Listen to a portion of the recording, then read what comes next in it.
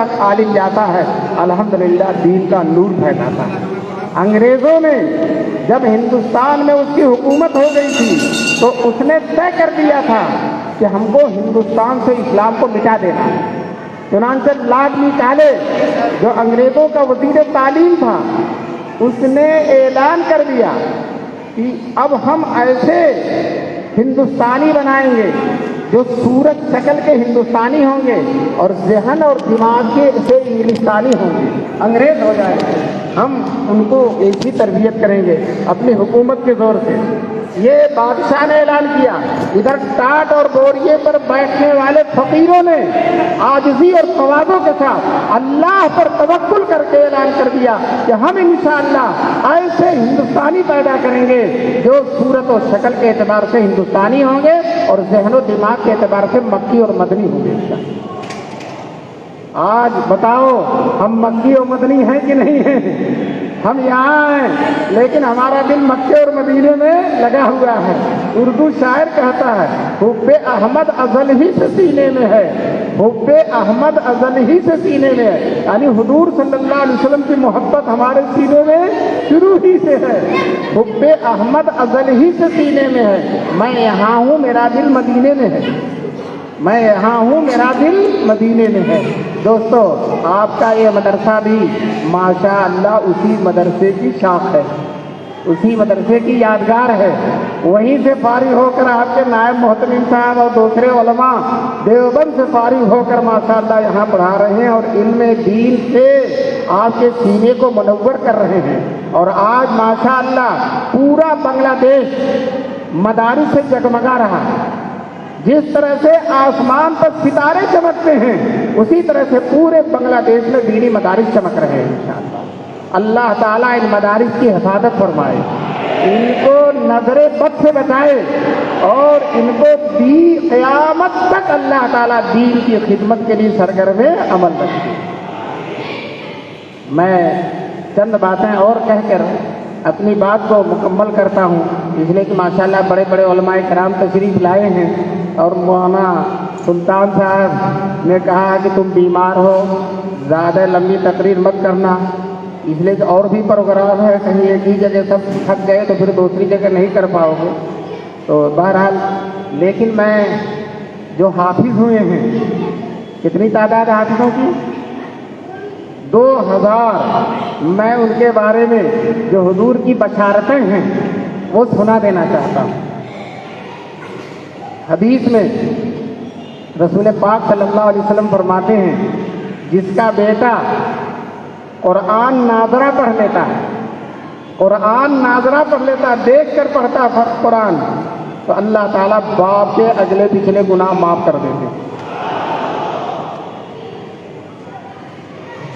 علماء حدیث میں باپ ہی کا تذکرہ ہے لیکن بہت دفعہ بیٹا حافظ ماں کی وجہ سے ہوتا ہے۔ باپ کو کہتا ہے چھوڑ دو مت جاؤ، ماں کہتی ہے کہ مدرسے میں نہیں جاؤ گے تو خیریت نہیں ہے، تم کو مدرسے جانا پڑے گا، تو ماں بھیجتی ہے۔ شاہ عبدالحق محدث دہلوی رحمۃ اللہ علیہ نے اشیاء اللمعات شرح مشکات میں لکھا ہے کہ جہاں حدیث میں والد کا لفظ آتا ہے وہاں والد بھی مراد ہے اور والدہ بھی مراد ہے، وہاں والد بھی مراد ہے اور والدہ بھی مراد ہے۔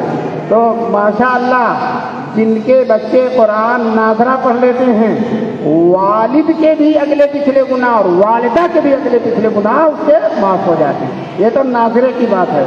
اور جس کا بیٹا حافظ ہو جاتا ہے، قرآن پورا اپنے سینے میں محفوظ کر لیتا ہے، تو حدیث میں آیا ہے رسول پاک صلی اللہ علیہ وسلم نے فرمایا میدان محشر میں اللہ تعالیٰ باپ اور بیٹے دونوں کو اکٹھا کریں گے، بلائیں گے اپنے سامنے، بیٹا بھی آئے گا اور باپ بھی آئے گا اور اللہ کے سامنے کھڑے ہوں گے۔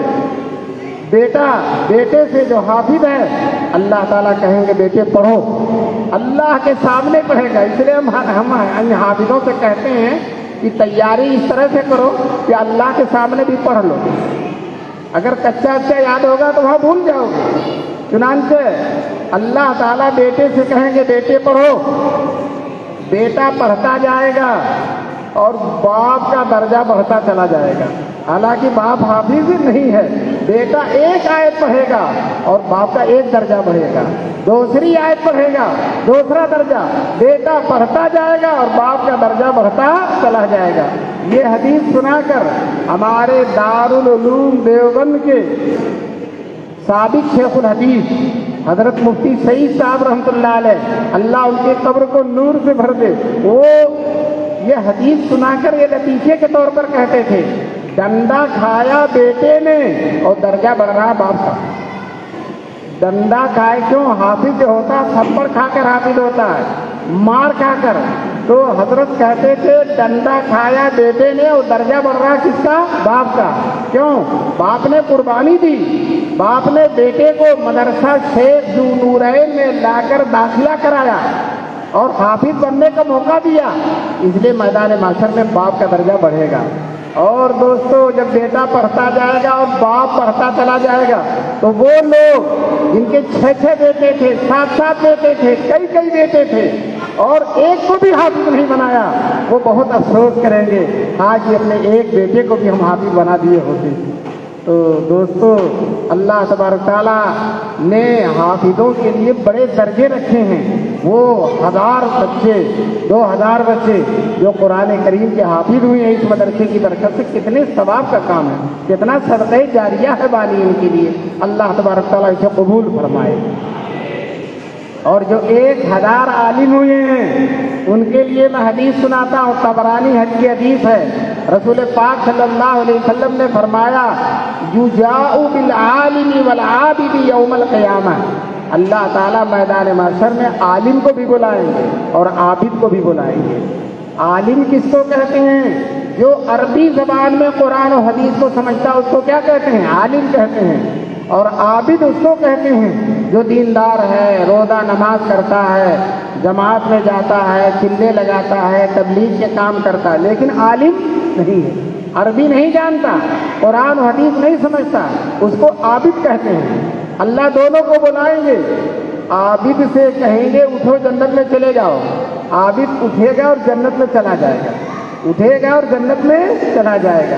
مولانا صاحب ابھی بیٹھے ہوئے ہیں، آج کل لوگ عالم علماء سے بہت جلد بدگمان ہو جاتے ہیں، ہو سکتا ہے کہ لوگوں کے دل میں خیال آئے کہ عابد تو جنت میں چلا گیا، مولانا صاحب ابھی بیٹھے ہیں، کیا بات ہے، پھنس گئے کیا مولانا کو الجھن ہو گئی، کیوں بیٹھے ہوئے ہیں؟ اللہ تعالیٰ فرمائیں گے عالم سے، قف حتی تشفع للناس، اے عالم کھڑے ہو جاؤ اور لوگوں کے لیے سفارش کرو، لوگوں کے لیے سفارش کرو۔ حدیث میں آیا ہے میدان محشر میں بس 3 لوگ سفارش کریں گے، یشہد الانبیاء والعلماء والشہداء، 3 ہی لوگ میدان محشر میں سفارش کریں گے، انبیاء سفارش کریں گے اور علماء سفارش کریں گے اور شہداء سفارش کریں گے۔ دوستو، علماء کا درجہ انبیاء جو شہداء سے بڑھ کر ہے۔ حدیث میں رسول پاک صلی اللہ علیہ وسلم نے فرمایا، عالم کے قلم کی سیاہی شہید کے خون کی سرخی سے بڑھ کر۔ میدان محشر میں عدل کے ترازو پر جب شہید کا خون رکھا جائے گا اور عالم کے قلم کی سیاہی رکھی جائے گی تو عالم کے قلم کی سیاہی کا پلڑا بھاری ہو جائے گا۔ مبارک ہو۔ چنانچہ اللہ تعالیٰ اس عالم سے کہیں گے اٹھو لوگوں کی سفارش کرو۔ اے عالم، تم دنیا میں تنہا نہیں رہتے تھے، لوگوں کے بیچ میں رہتے تھے اور لوگوں کو ہدایت دیتے تھے، لوگوں کو دین کی بات بتاتے تھے، فتویٰ دیتے تھے، درس دیتے تھے، وعظ کہتے تھے۔ تو جس طرح سے دنیا میں تم لوگوں کی ہدایت کرتے تھے، مجمع کی ہدایت کرتے تھے، تو آج مجمع کی سفارش کر کے سب کو اپنے ساتھ جنت میں لے کے چلے جاؤ۔ دوستو، یہ کتنی شان ہے علماء کی۔ میں جو عالم ہو گئے ہیں ان کو مبارکبادی دیتا ہوں کہ آپ اپنے رتبے کو سمجھیں، اپنے عالم ہونے کی شان کو پہچانیں۔ عالم کے لیے سب سے زیادہ ضروری ہے کہ شریعت پر وہ عمل کرے۔ اگر عالم شریعت پر عمل کرتا ہے، عالم سنت پر عمل کرتا ہے تو اس کا فیض زیادہ ہوتا ہے۔ چنانچہ دارالعلوم دیوبند کے بانی مولانا قاسم نانوتوی رحمۃ اللہ علیہ पौन घंटा पहले से नमाज की तैयारी शुरू कर देते थे, पौन घंटा पहले, कभी जमात छूटती नहीं थी। मौलाना रशीद अहमद गंगोही रहमतुल्लाह अलैह जो दारुल देवबंद के बानियों में हैं, 27 साल तक उनकी तकबीर उला नहीं छूटी, 27 साल तक। आज उनका फैज़ है, आज उनकी बरकत है। और जो आलिम सुन्नत पर जितना ज्यादा चलेगा अल्लाह उसे उतने ही मकबूल बनाएंगे, उसका काम, उसका फैज़ ज्यादा होगा। हमारे उलमा देवबंद सुन्नत के इतने पाबंद है, इतने पाबंद है। मौलाना कासिम नानोतवी रहमतुल्लाह अलैह को अंग्रेजों ने फांसी का आर्डर दे दिया था, तो हजरत को एक मकान में छुपा दिया गया। 3 दिन छुपे रहे, 3 दिन के बाद बाहर निकल आए। लोगों ने कहा हजरत वारंट पड़ा हुआ है, फौज आपको तलाश कर रही है, और 3 दिन छुपे रहे फिर निकल आए, अभी तो लोग तलाश कर रहे हैं। तो कहने लगे हिजरत के सफर में हुजूर सल्लल्लाहु अलैहि वसल्लम 3 दिन तक गारे सौर में छुपे थे। कितने दिन तक? 3 दिन तक। वो सुन्नत अदा हो गई, वो सुन्नत अदा, बताइए छुपने भी थी सुन्नत। आज अल्लाह ने उनके नाम को जिंदा रखा है। इसलिए मैं जो आलिम हो रहे हैं उनको मैं खास तौर से नसीहत करता हूँ, फराइज का एहतमाम और सुन्नतों की पाबंदी करें। इंशाअल्लाह अल्लाह तबारक तआला आपके इल्म को मकबूल फरमाएंगे। बहरहाल ये चंद बातें मैंने आपके सामने रखी है। मुझे अंदाज ये लग रहा है कि अक्सर लोगों ने समझ लिया है मेरी बात, मुझे अंदाज यही लग रहा है कि अक्सर लोगों ने समझ लिया है। अल्लाह ताला आप हजरात को जज़ाए खैर नसीब फरमाए। और मैं दिल की गहराइयों से मदरसे को, मदरसे के जिम्मेदारों को, और जिन्होंने ये 30 साला प्रोग्राम मुनाकिद किया है और उसके लिए कोशिश की है, उसकी ज़रूरतों की तकमील की है, अल्लाह ताला उन सबको बेहतरीन बदला नसीब फरमाए। और जो आलिम हो रहे हैं, जो हाफिज हो रहे हैं, अल्लाह उनके इल्म को, उनके हाफिज होने को कबूल फरमाए। व आखिरु दावाना अनिल हम्दुलिल्लाहि रब्बिल आलमीन।